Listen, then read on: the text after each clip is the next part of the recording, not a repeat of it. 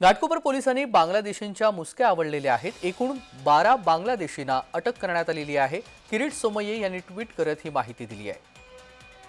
12 बांगलादेशींना अटक करण्यात आलेली आहे। घाटकोपरमध्ये पोलिसांनी ही धडक कारवाई केलेली आहे, ज्यामध्ये 12 बांगलादेशींना अटक करण्यात आलेली आहे। किरीट सोमय्ये यांनी याबाबतची माहिती दिली आहे। रोहिमा शहाबुद्दीन खान 49 वर्ष, शकील कादर शेख 30 वर्ष आणि रुखसाना शकील शेख 35 वर्ष।